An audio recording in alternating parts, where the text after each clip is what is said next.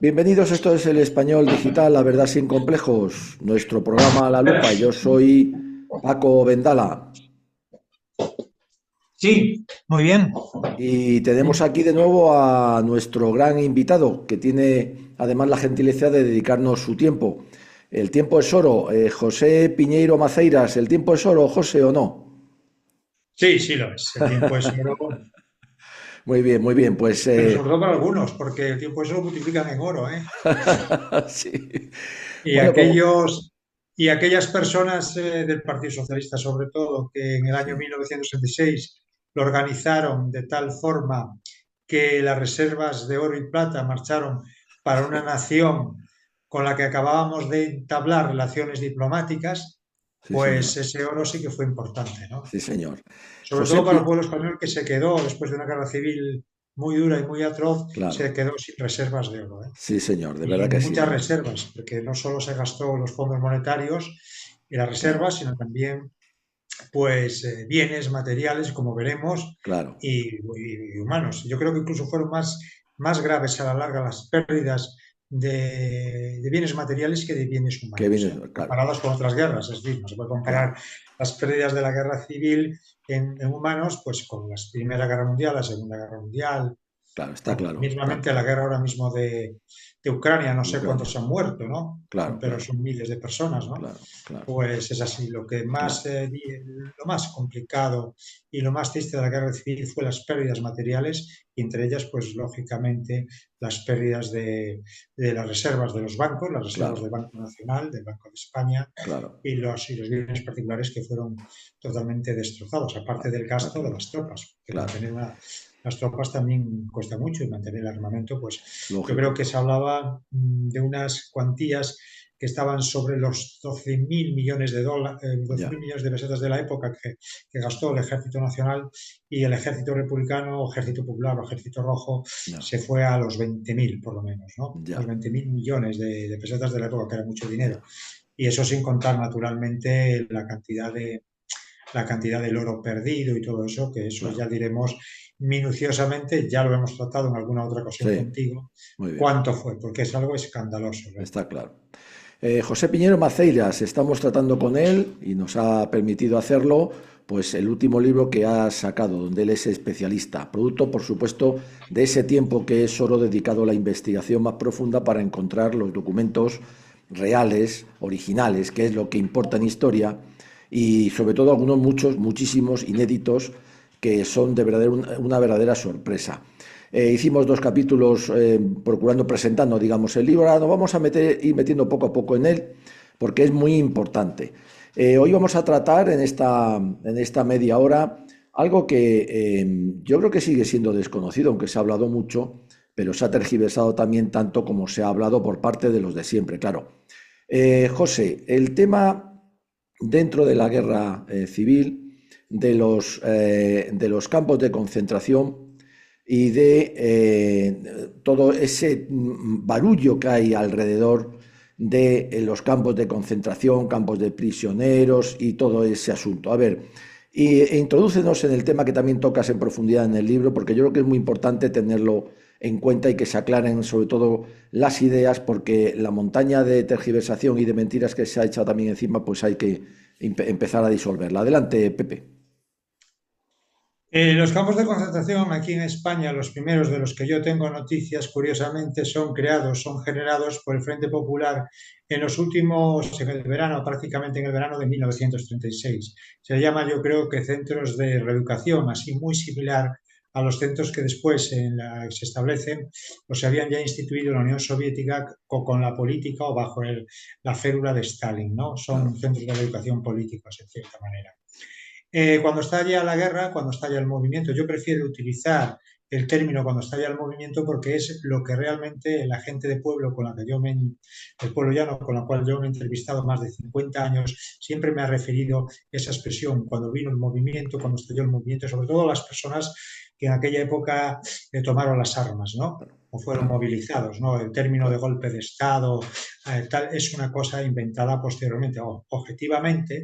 Objetivamente eh, el tomar el dominio o apoderarse del Estado por parte de los sublevados fue un golpe de Estado, pero no fue un golpe de Estado palaciego, ni un golpe de Estado como el 23 de febrero, claro, ni cosas parecidas, ni los golpes de Estado que hay, por ejemplo, en varios países, o ha habido, ¿no? Esto fue un alzamiento, un movimiento, por eso se llama movimiento nacional, de no solo el ejército, una parte considerable del ejército, casi todo el ejército profesional, sino también de grandes capas de la población, ¿no?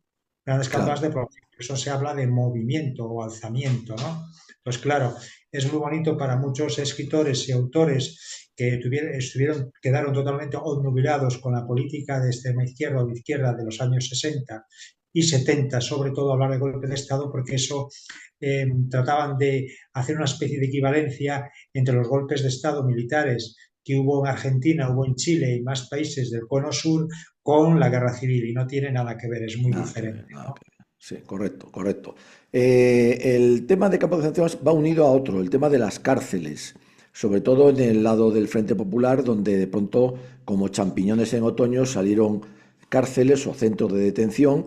Yo entiendo, Pepe, y si no tú no lo aclaras, por favor, manifiestamente ilegales, bueno, rompiendo, por supuesto, la legalidad también ya extinta de la Segunda República en esa zona y que además han dejado un rastro de terrible, de sangre, de dolor, de sufrimiento, que nos llega hasta hoy, aunque los de siempre pues quieren ocultarlo. ¿Qué nos tienes que decir sobre las cárceles? Bueno, lo que pasa es que ellos instauran una forma que es la checa, ¿no? O los comités revolucionarios. Las cárceles existen, como la cárcel modelo, donde creo que hablamos en la anterior comunicación de la masacre que se produjo en la cárcel modelo en agosto de 1936, desconocida incluso para los historiadores y para los españoles, en el sentido de que hubo casi cerca de 3.000 asesinados o desaparecidos, en Claro, cualquier caso, ¿no?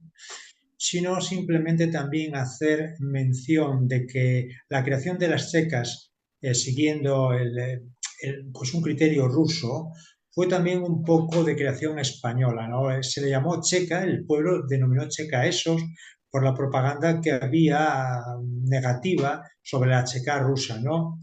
Pero claro, la checa rusa era diferente, ya era diferente de cómo funcionaban aquí las checas. Las checas eran más bien privadas y lo que es único que se podía considerar como checa, similar a la que existió en la Unión Soviética, con la GPU después, la OGPU y terminó siendo la KGB, como todos sabemos, fue la checa de Bellas Artes y Fomento, ¿no? Que ya. era un tribunal revolucionario creado por las autoridades, sobre todo por las autoridades gubernativas del gobierno de Azaña y de Giral, que fueron los que crearon la Checa. Bien es cierto que se fundamentaron en los prototipos soviéticos, ¿no? Ya, De ya, ya. hecho, yo te comenté ayer, creo que la última vez que hablé contigo, te puse de manifiesto cómo los portugueses que estaban visitando Madrid o se encontraban en Madrid en agosto de 1936, cuando llegaron un mes después o unos 15 días después a Portugal, dijeron que la Checa con K, se había establecido en el Círculo de Bellas Artes, porque primero fue el Círculo de Bellas Artes y después, como era el volumen muy grande de detenidos y ejecutados, pues se trasladó esa misma checa o centro gubernativo, se llamaba Comisión de Investigación o unas cosas similares, se trasladó a la calle del Ministerio de Fomento, ¿no? Ya, Pues ya. eso se llama así, ¿no? Pero aparte de esto también existían checas de tipo particular, sobre todo, que eran las que utilizaba el Partido Socialista. García Tadel fue el dirigente de la checa también de investigación, que era una especie de policía gubernativa que su origen hay que buscarlo en el sistema de información policial que creó el Partido Socialista de forma secreta después de la Revolución de Asturias Ya. y que hay documentación en la causa general. Crearon una especie de policías eventuales que se dedicaban a investigar quiénes eran sus adversarios políticos por barriadas y también se ascribía un grupo de personas que hacían pasaportes, de personas que hacían electricistas, de tráfico de armas, de traficantes de armas, etcétera, y de pistoleros, ¿no? Eso es el origen de muchas checas, por eso el Partido Socialista en Madrid tiene muchas checas del Círculo Socialista del Sur, etcétera, etcétera, que yo me refiero a ellas en un capítulo cuando hablo del tema de Madrid, ¿no? Eso viene porque en Madrid se había desarrollado ese sistema de información policial de tipo revolucionario por el Partido Socialista antes del 18 de julio, como yo he puesto de manifiesto que ya en el Socialista, en el periódico Socialista, en marzo de 1966, se refiere ya en una información de que está en funcionamiento ese servicio de información y espionaje, contraespionaje del Partido Socialista. Las checas realmente eran privadas, excepto esta, ¿no? Eran privadas y eran centros de detención gubernativos, centros de detención de los partidos políticos en particular. Claro. Y en cualquier caso, eso no estaba sometido a ninguna normativa legal, eran totalmente creaciones revolucionarias, ex novo, y se dedicaban simplemente a detener a una persona, a interrogarla y a matarla. Ya. Y en la mayoría de casos, hay que decir de casos, a robarle el dinero que tenía, ¿eh? Claro. Entonces, incluso el fiscal de la causa general hace constar que la mayoría, según asesinatos en Madrid, que se hacen contar a cuenta de los frentes populistas, era simplemente para apoderarse de sus bienes, como hemos comentado la otra vez hablando del caso particular del hermano del cuñado, del hermano del comandante Rechac, ¿no? Entonces, las checas parece que se viene sosteniendo que fueron más de 300 en Madrid, aunque la mayoría de ellas se dedicaban a robar. Ya. Había unas cuantas que yo las manifiesto en el texto, las pongo las explicito, se dedicaban a fusilamientos, ¿no? Ya. A fusilamientos. Para que te des una idea, en la checa de Fomento que yo digo en el libro, en los asesinatos fueron más de 3, las ejecuciones fueron más de 3.000. Fueron más de 3.000, no se sabe cuántas, pero fueron más de 3.000 en función de los chequistas de la checa de Fomento o de la checa de Bellas Artes, declararon ante los jueces, ante los funcionarios de la causa general recién terminada la guerra, ¿no? Claro. Y para que te des cuenta de cómo era ese sistema operativo, cuando se disolvió esta checa en noviembre, diciembre de 1966, entregaron al Ministerio de la Gobernación, al Ministerio del Interior, 472 cajas llenas de joyas. Qué barbaridad. 472 que por lo que he investigado, una caja de estas que entregaron eran las que se utilizaban de madera para tabacos en las tabacaleras. Yo no sé si tú las conociste, eran Sí. pues posiblemente incluso más grandes que las cajas de embalaje de la tabacalera actual, que son Sí. de cartón, ¿no? Sí, O sea, sí, era sí, correcto. bueno, era prácticamente como una caja similar o parecida a las que se utilizaron para llevar los fondos del Banco de España a Cartagena, Claro, ¿eh? claro, De ese claro, tipo claro, de cajas fuerte de embalaje, de madera de claro. pino sobre todo, Ya, ya, que debía ser madera de pino. ya. Y además de eso también 2 camionetas cargadas de títulos valores y cargadas de joyas, pero eso solo a partir de noviembre, lo que se recaudó de noviembre hasta que se disolvió la checa de Fomento por orden ministerial, por orden del ministerio, ¿no? Pero este sistema de robo y de recaudación de fondos se utilizó desde el principio. Lo que ocurría es que la checa esta de Fomento iba surtiendo al ministerio de lo que venía robando, lo que venía apropiándose, Claro. desde julio hasta noviembre. Por lo tanto, lo que se robó en Madrid o lo que se expolió en Madrid es una cantidad que todavía no se sabe cuánto pudo ser, Claro. ¿no? Tremendo, Sí tremendo. sabemos que esto se utilizó, sabemos que también se creó otra checa importante, que era, curiosamente, la llevaba el diputado de Francisco, que como yo te he comentado, no sé si lo comenté Sí. a Álvaro el otro día que me entrevistó, era una checa que se dedicaba a gestionar las fincas cuyos dueños se les había privado de esas fincas por ser considerados contrarios al régimen o fascistas, ¿no? Y Sí. entonces, bueno, realmente hay que entenderlo, fascistas, si se podían considerar fascistas, solo la Falange, aunque yo considero que no, pero era lo más próximo formalmente y en estilo al fascismo, pero los falangistas eran la mayoría obreros y estudiantes y no tenían esas fincas. Se consideró ese término de fascistas a todos los que no lo fueran, ¿no? Claro, Yo claro. creo que tú, el otro día, un señor, bueno, de esos contactos que tienes tú, una persona hablando de Aragón comentó Sí, lo que había ocurrido en el pueblo de Valdegorza, creo que no sé si es de Valdegorza o sí, Valdenovas, no sé, que parece ser que es el pueblo donde un historiador aragonés nació, ¿no? Sí, Eso sí, me parece que le preguntaron a un farmacéutico que mataron por qué sí, que sí, le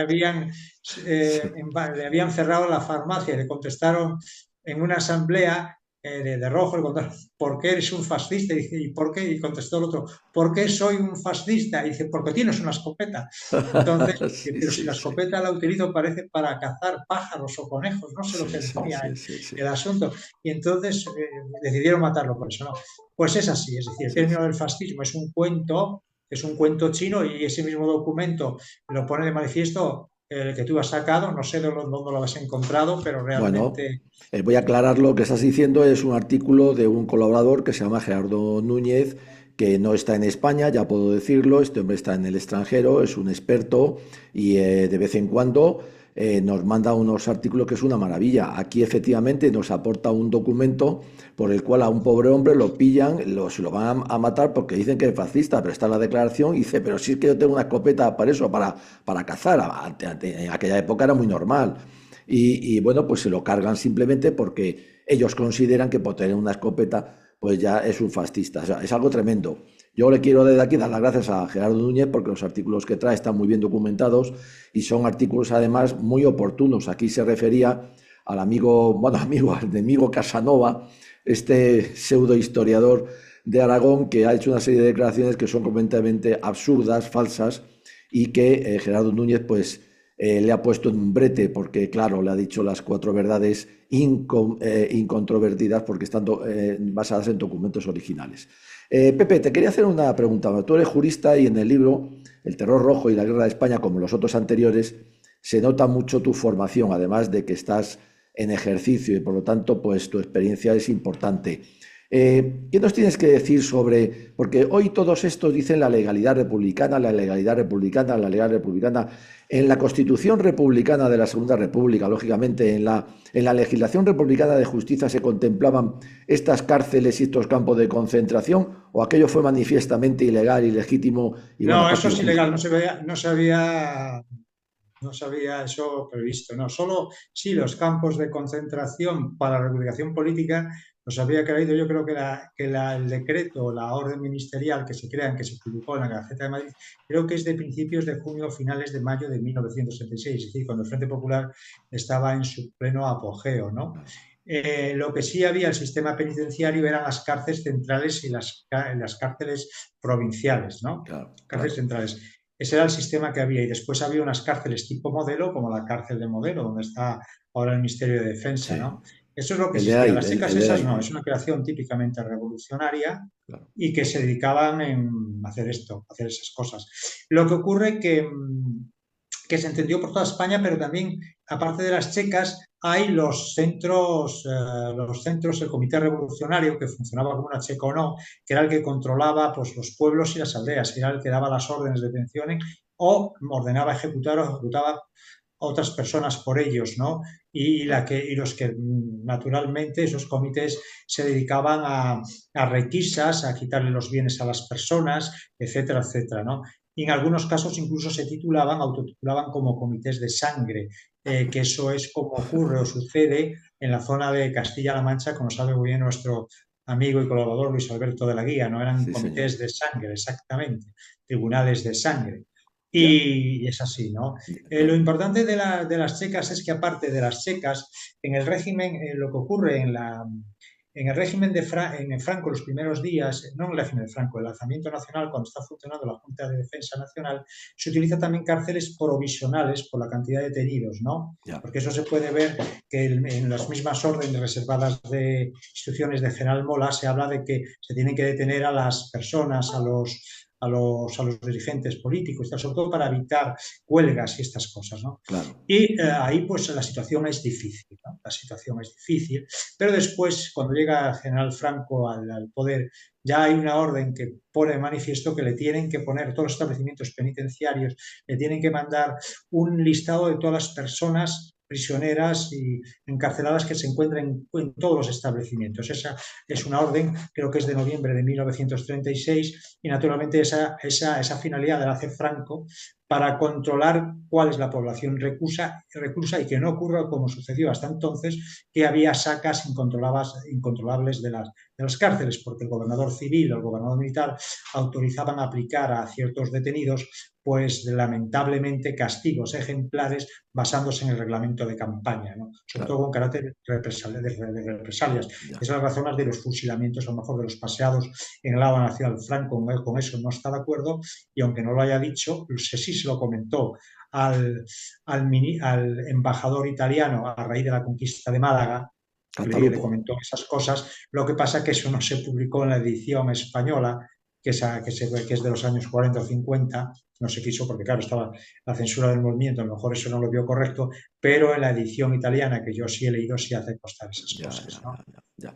Es muy, Pero lo que sí ocurre es que el sistema en los campos de concentración rojos fueron terribles, porque yo voy a leeros una cárcel, os voy a leer un texto que lo ponemos, como tú sabes, en el sí, epílogo, en ese sí. accesos, de un De un comerciante extranjero que era militar, pero no sé de qué país era europeo, que tenía, pues se dedicaba, creo que al tráfico de armas, ¿no?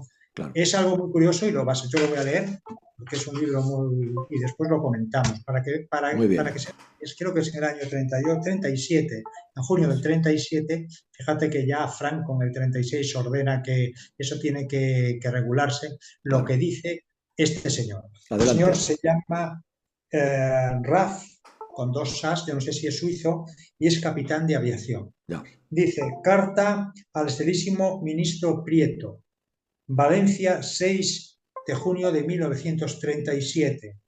Excelentísimo señor, tengo motivos para suponer que no está usted informado lo que nos ha sucedido a mí y a los técnicos de la Sociedad Anónima AEKEA de Atenas y trato por este medio de ponerme en relación con usted.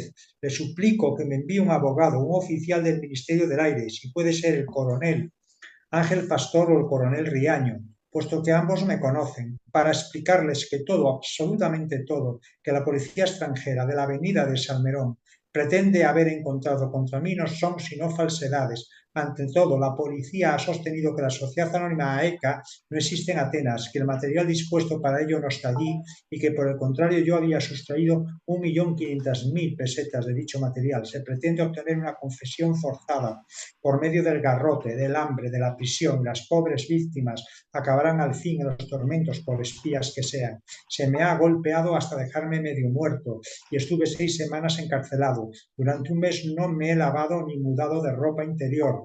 Desde hace 4 meses no me limpio la dentadura porque la policía me niega intencionadamente mis enseres de limpieza y de ropa.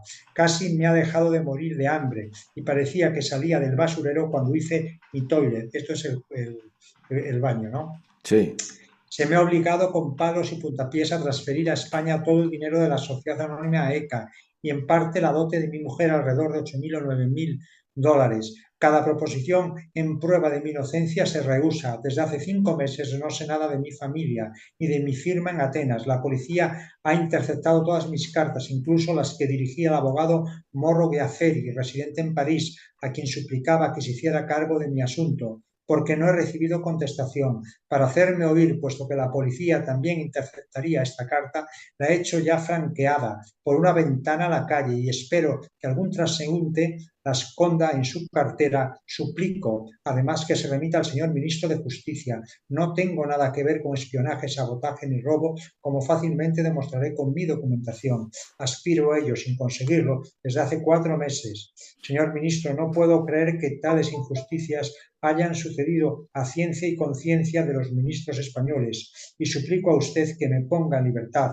pues estoy gravemente enfermo, he enfermado aquí del corazón, de reuma, por haber dormido 6 semanas en el suelo, de un padecimiento sanguíneo a consecuencia de la falta de ejercicio. En cualquier país del mundo se concede a un asesino lo que aquí se niega a un prisionero. Seguro estoy de que ni usted ni el Ministerio de Justicia encubrirán injusticias como la presente. Suyo, RAF, capitán de aviación. Este documento está en Tremendo. la causa general y se ve en la página que yo hago constar cuando publico el libro, lo puede consultar Sí. cualquier persona. Claro. Es una Tremendo. carta de un extranjero. tremendo, No es tremendo. un español, es un extranjero. Esto es muy grave Claro, porque es a un extranjero quitarle todos los derechos que tiene. claro, claro, Y tremendo. esto ya está en junio de 1937. Claro, claro, fíjate, ya casi un año de guerra. Es tremendo, es un documento, bueno, uno de los muchos documentos, ya hemos dicho que, como siempre en los libros de José Piñeiro, en este también, por supuesto, se encuentran documentos originales, inéditos, que de verdad pues ponen los pelos como escarpias. Eso es un valor añadido más a sus libros y en este yo creo que José Piñeiro se ha superado porque son documentos que acreditan no solamente al libro y al autor, sino que acreditan todo lo que se cuenta sobre aquellos tristes pasajes tan penosos que hoy, Fíjate cómo trataban claro, a los extranjeros, pero claro, fíjate ahora que voy a leerte otra carta que también está en el anexo, que añado un anexo que tú también conoces, sí, sobre cómo trataban a los propios agentes policiales que claro, no les gustaban o claro, que a lo mejor iban a hablar de lo que estaba ocurriendo. claro, Es una carta de 1938. Yo la titulo Agente del SIN, del Servicio de Información Militar, muy bien, refiere a asesinatos republicanos. muy bien. Dice Adelante. así: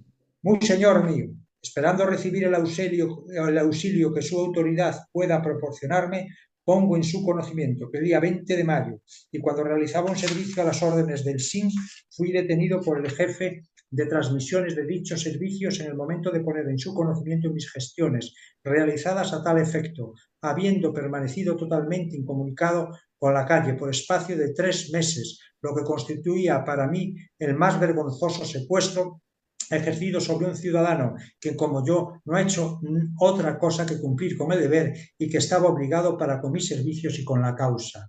Por haber reconocido el médico del SIN mi mal estado de salud, me mandó al hospital número 1, en donde he sido operado, y esta dependencia continúa en calidad de preso a las órdenes del SIN y como enfermo, pero tengo la preocupación de que al ser dado de alta en este hospital se me vuelva nuevamente a las prisiones de Marina a sufrir de nuevo el cautiverio en que viví tan miserablemente los 3 meses anteriores. Estoy dispuesto a hacerle saber que el servicio que ha sido motivo de mi desgracia fue el saber que en cierta dependencia oficial de esta capital existían un coronel y otros jefes a sus órdenes que en la actualidad se dedicaban a asesinar ciudadanos, en su casi totalidad hombres de izquierdas, entre los que figuraban jefes y oficiales del Ejército Popular y un comisario o inspector de policía. Di conocimiento de nombres y apellidos de aquellos, así como también al médico que venía siendo obligado a ascender las defunciones de los asesinados. Por no hacer este escrito interminable, me reservo datos muy importantes, responderé en donde proceda de cuanto aquí expongo. Compañero Neila, del Gabinete de Censura, y don Francisco Manzano, que es jefe de las milicias de vigilancia de retaguardia, pondrán informar de mis servicios en favor de la causa. Suyo siempre y de la causa, José López Mingo, firmado, y se dirige al Comisario General de Policía de Madrid. Qué barbaridad, Es una carta qué barbaridad, exactamente del 11 de septiembre de 1968. Está también en la causa general. qué barbaridad, qué barbaridad. Y Que esto es era que, ya cuando las cosas se habían calmado, en cierta manera. claro, claro, claro, que no sería al principio. Además, Al estos dos principio fue testimonios, algo horroroso lo que yo comento y lo dejo para, claro, yo creo que es mejor comentarlo cuando tratemos provincia a provincia o región a región, muy bien, cómo funcionaban las checas y las cárceles, que es algo espeluznante. claro, Es claro que algo sí, del año 36, algo terrible, claro, y lo que se hizo allí, ¿no? Para decirte simplemente que el fiscal de Ciudad Real, creo que es de Ciudad Real, cuando comenta estas causas, estos sucesos en los años 40, dice que el sistema penitenciario que establecieron los rojos en esta zona de La Mancha no es que fuera la checa rusa, que es técnica, no, no, que era una cosa brutal, claro, salvaje, claro, brutal. Por eso yo cuando eh, escribo la contraportada, hago constar que se trataba de un terror de naturaleza soviética, pero aderezado con la brutalidad ibérica más montaraz. claro, claro, sí, O señor, sea, estas personas de la República, y lo vimos el otro día, los gobernantes del Frente Popular durante la guerra, excitaron, no sé cómo, el instinto criminal del ser ibérico. claro, claro, claro.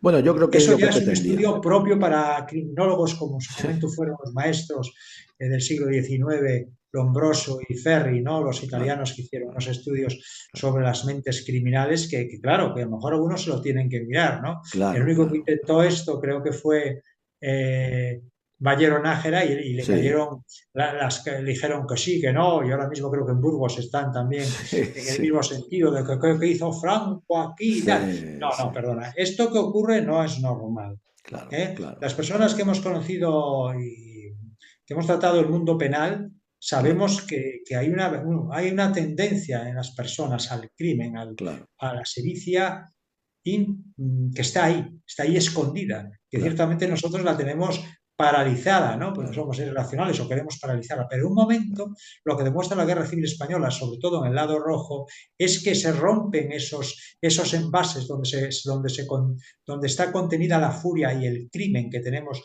como animales, ¿no? Y eso se provoca sobre seres indefensos. Eso es lo que ha ocurrido, lo que el juez o el fiscal instructor de la causa de Ciudad Real comenta, ¿no? Que claro, fue una claro, cosa brutal, claro, brutal y sobre todo primitiva, de primitivismo, ¿no? claro, Más que de aplicar las técnicas rusas del HK, que sí se empezó así, pero después, lógicamente, fue evolucionando y agravándose de forma horrible, ¿no? Lo que claro. pasó cuando comentemos los casos de La Mancha, bueno, de toda España, la gente va a quedar completamente asustada, porque Claro. vamos a comentarlos uno a uno, Sí, los señor, sí, más señor. gordos y los más dificultosos. Es Sí, decir, aquí vamos a hablar porque es una cosa muy clara, ¿no? sí, señor. Entonces yo quería, para ver hasta dónde se llegó, en manifestarte dos cosas importantes. La cosa importante es que Luis Alberto de la Guía, que es un investigador muy bueno, Ajá. se encontró con Ujú. una auténtica joya, que es unos poemas olvidados de un poeta casi de su ciudad, de su villa, de Campo de Cristana, fantásticos. Ya. Que es una persona que estuvo preso, creo, era falangista, creo, pero era profesor, era bastante muy culto, profesor de literatura. Después de la guerra fue profesor de literatura en el Instituto de Campo de Cristana y escribió algunos libros de poemas, ¿no? Sí. Estuvo preso cerca de lo que hoy es Vacía Madrid, ¿no? Ajá. En un campo de concentración y escribió se arriesgó a escribir un libro de poemas, que como corolario de todo lo que os pongo, tú sabes que lo he también transcrito al final de ese Sí. anexo, ¿no? Correcto. Documental. Yo creo que Correcto. sí. Pero antes quisiera, si me permitieras, que para ver la dureza de uno o de otro de ambos campos, también lo vamos a comparar con esos campos de concentración de los que tanto se habla del régimen de Franco. Aquí también están Claro. hablando de lo que pasa ahora, lo que pasó en en el hospital de San Marcos, en León, ¿no? Bueno, sin entrar en esto, como yo soy gallego y me considero muy galleguista y hablo gallego cuando puedo y de muchas cosas en gallego, pues quiero traer aquí a colación lo que los gallegos y la prensa y la literatura más bien de izquierdas considera o habla sobre la figura de Celso Emilio Ferreiro. Celso Emilio Ferreiro es un gallego muy de izquierdas, que ya murió en el 79, es uno de los escritores en gallego más importantes. Era muy galleguista, pero en el año 35 llegó incluso a ser separatista, ¿no? Ya. Llegó incluso a ser separatista, según lo que él escribía en sus periódicos. Ese es Celso Emilio Ferreiro vestido con uniforme en el frente de Asturias, ¿no? Y es un uniforme un poco curioso. Yo no sé si lo que lleva es la camisa azul debajo o no la lleva. Lo Ajá. que sí veo y lo que sí está claro es que es un oficial del ejército. Sí. Porque De si te acuerdo. fijas, lleva el correaje, ¿no? Sí, sí. Los soldados normales que combatieron no llevaban correaje, los correajes lo llevaban los oficiales y los Correcto. Correcto. suboficiales. O sea, aquí De se ve acuerdo. que es un cargo y después de la guerra esto le permite a él ser funcionario de la Fiscalía de Tasas. La Fiscalía de Claro. Tasas, que se crea en 1940 para evitar la corrupción de las tasas de la elaboración de productos y la cooperación ilícita de productos, una especie de checa, porque la checa se creó también para eso, ¿no? Claro. Entonces se creó también para el sabotaje, ¿no? De Para evitar el acuerdo. sabotaje en la Guerra Civil Rusa, en la Revolución de 1917. Pues fue funcionario de la Comisión vamos a ver, de la Fiscalía de Tasas hasta 1940 y tantos, ¿no? Y estuvo en Ya. Pontevedra, en mi ciudad natal.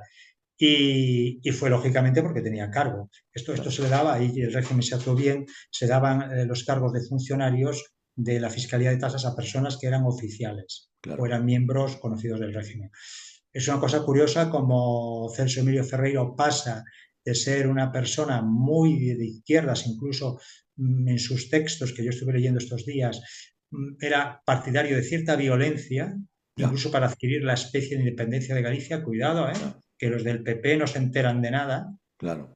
Pero lo que le pasa, lo que ocurre con Celso Emilio Ferreiro, que es nombrado cuando gana las elecciones el Frente Popular, bueno, se produce el robo manifiesto, a este lo nombran, cambian automáticamente el ayuntamiento de Celanova, echan a los que estaban antes, y yo creo que entre las personas que estaban en el ayuntamiento estaba su tío, estaba uno de sus tíos, Joder, y lo echan, que era más bien de derechas, ¿no? ya, ya, Y lo ponen ahí, representando al Partido Galeguista. ya, Lo que pasa es que él tiene el valor o la idea de a los 3 días, o los pocos días, dimite. ya. Dimite, dimite. No sé por qué, pero él dimite. Cuando viene el movimiento, su hermana era falangista, era la sección femenina. Ajá. No sé si salista voluntario o Sí, por la quinta. sí, La quinta suya es de noviembre de 1930, de 1966, cuando es movilizada y está lógicamente en el frente de Asturias. claro, Y está ahí desarrollada la guerra, ¿no? claro. Bueno, escribe algunos poemas, no tiene ningún problema, pero lo que ocurre es que parece ser que en el año 37, en una especie de permiso que le dan, porque estaba su mujer, su madre enferma, va a la ciudad, a la villa de Celanova, y entonces le acusa a una mujer de que estaba diciendo una tasca hablando en contra del régimen. Ya, ya, Él dice que no estaba diciendo nada. ya. Y yo me lo creo. Lo que pasa es que como era una persona de izquierdas, Claro, naturalmente, pues claro, estuvo 3 días en la cárcel de Celanova, que era un antiguo monasterio, y que claro. después fue una cárcel central. Ya, Una cárcel sobre la que se dice que fue una de las más duras de Galicia, del norte de ya. España, y que estuvo operando en el año 43. En el año 42, tengo yo aquí los datos, tenía efectivamente cerca de 1.381 reclusos, de Claro, los cuales en 1.039 eran condenados claro. a presidio Vale, mayor o reclusión perpetua. Eran claro. personas que habían cometido delitos o que se habían posicionado muy en contra, con las armas en la mano, Muy bien. contra los franquistas, ¿no? Esto, José, espera un segundo que ahora nos vas a leer el tema. Muy bien, Pepe, pues entonces adelante con ese poema de Ferreiro, que yo creo que ya el personaje lo merece y el poema me imagino que también mucho más. Vuelvo a decir, Bueno, documentos inéditos. es un poema muy bonito que demuestra cómo era de dura la cárcel en el año 37, Claro, la cárcel nacional, que era claro, claro, dura, claro. decimos que era dura. Pero la gente va después comparar, haciendo una especie de análisis de texto, de comparación que se hacía en el instituto Sí, y también en las carreras universitarias de literatura, de textos literarios. Va a ya, comparar por sí mismo los dos textos. Lo que decía Celso Emilio Ferreiro, que lo escribió 3 días que estuvo en la cárcel allí en Celanova, después salió libre porque tenía muy buenos sí, apoyos. muy Bueno, a su bien, familia de derechas, su hermana era camisa vieja de Falange, etcétera, y ya, además él había combatido en la guerra, y eso lógicamente muy bien, es un, es un plus. Y además ya, él siempre reconoció que él no había dicho nada en contra del régimen, con lo cual era la ya, ya, clásica denuncia por malos quereres, etc. Bueno, ya. este es el Pues famoso adelante, poema de Ferreiro, que está en gallego, yo lo voy a traducir, que se llama Larga noche de piedra. muy bien, Y lo hice así porque el monasterio era de piedra todo, era un monasterio viejo de piedra. Dice, claro, el techo está hecho de piedra, los muros y la oscuridad están hechos de piedra. El suelo y las barandillas son de piedra. Las puertas, las cadenas, el aire, las ventanas, las miradas están hechas de piedra. Los corazones de los hombres que nos observan en la distancia también están hechos de piedra. Y yo muriendo en esta larga noche de piedra. Entonces ya, el famoso Longa Noite de Pedra de Celso Emilio Ferreiro, ya, siendo soldado del Ejército Nacional, muy bien. eso muchos no se lo olvidan, y siendo posiblemente oficial, porque aquí, o suboficial, porque aquí la foto que está tomada que es de él, aquí se ve Sí, que sí, tiene correaje y por lo tanto tiene que ser como mínimo no, suboficial, ¿eh? está claro, nada, Tiene que ser suboficial, y esto es en tremendo, Asturias, se ve que es ya, ya, Asturias. Bueno, muy bien, pero yo, frente a la obra de Ferreiro, que por supuesto me ha gustado mucho, me gusta mucho José Luis Ferreiro, nosotros vamos a leer este poema también de un prisionero del año 1938, un muy prisionero bien, que también era falangista, está relacionado con la falange, que se llama Antonio Sánchez Manga Bajas.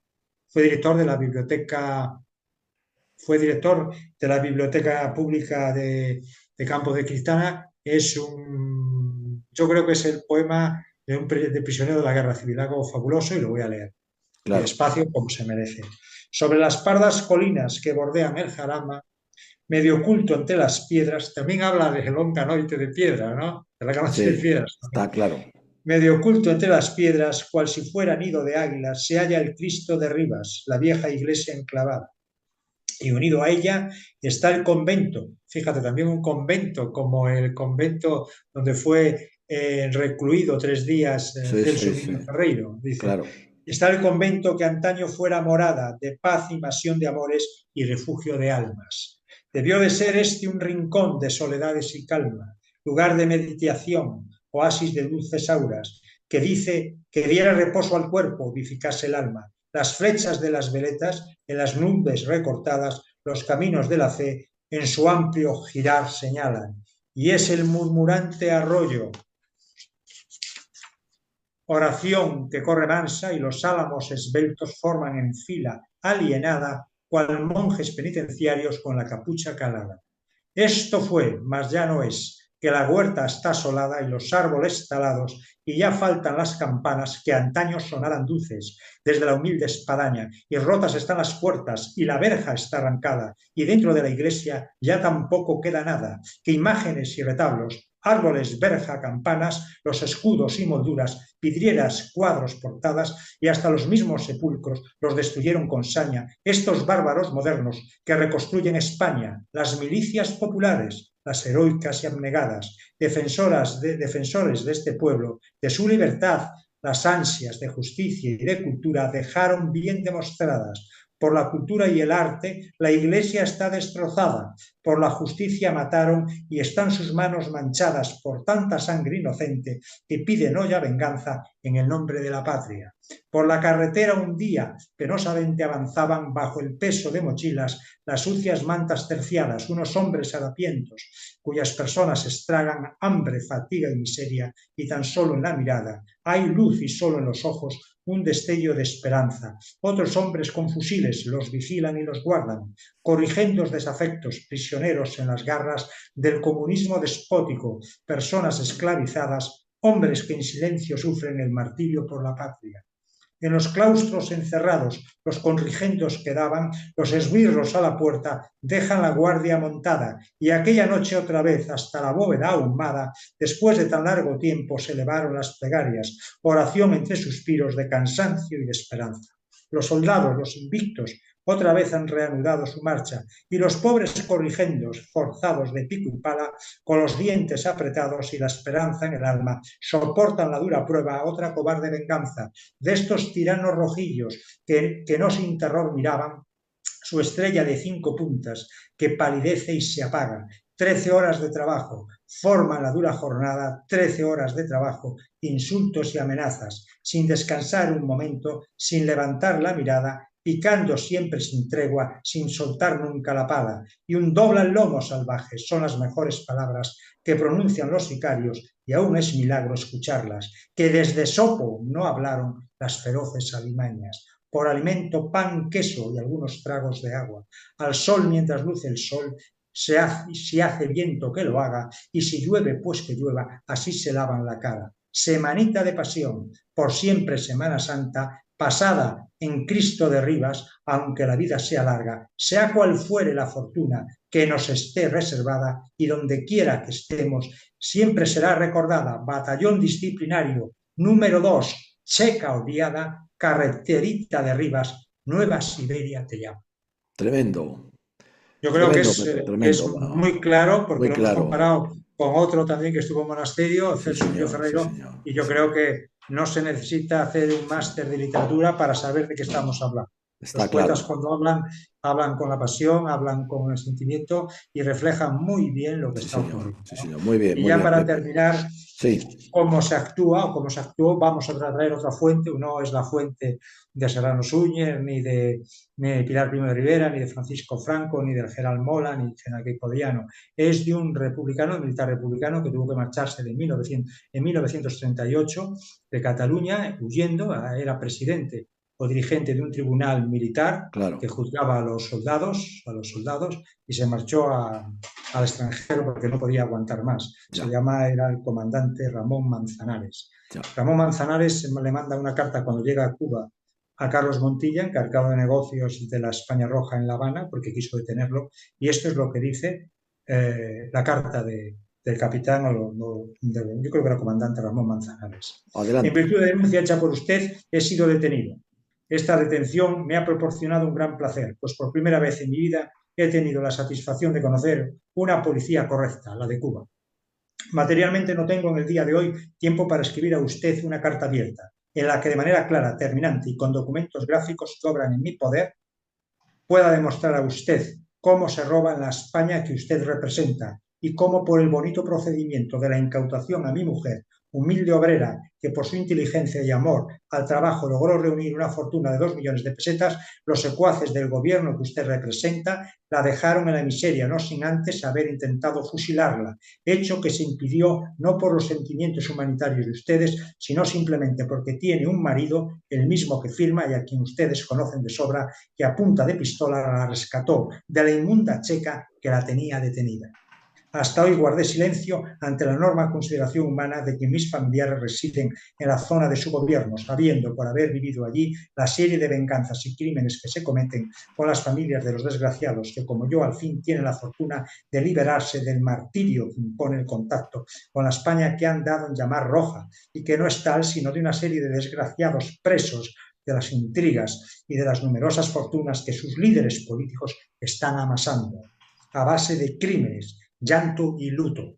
Convencido ya de que, sabiéndome su enemigo acérrimo, han de darme la batalla, la acepto en todos los terrenos y en todas las condiciones, con la única diferencia de que a la infame intriga respondo con la verdad. Ramón Manzanares, publicado en el diario cubano Diario de la Marina el 29 de octubre de 1938, en la página 9. Tremendo. Tremendo, Pepe. Es impresionante lo que nos has dicho en este capítulo. Yo creo que la cosa está clara. A buen entendedor, pocas palabras o pocas poesías como esta bastan. Es un reflejo exacto de lo que has venido diciéndonos, de esas cárceles, esos campos de concentración rojos del Frente Popular, que bueno, yo creo que fueron un modelo de lo que nunca debe ser el modelo. Pepe, te lo agradecemos mucho, de verdad. Estos testimonios, vuelvo a decir, están en el libro, están ahí, son documentos inéditos, no se conocían y hay que darlos a conocer. Yo creo que eso es la verdadera verdad histórica por la que tenemos que seguir luchando. Te emplazamos, Pepe, con tu gentileza para siguientes capítulos que vienen más porque tu libro lo merece y además hay mucho de lo que hablar. ¿Te parece? Muy bien, aquí estamos, seguimos. Pues lo hacemos. Un abrazo, Pepe. A todos y un saludo a todos los que te escuchan. Un abrazo.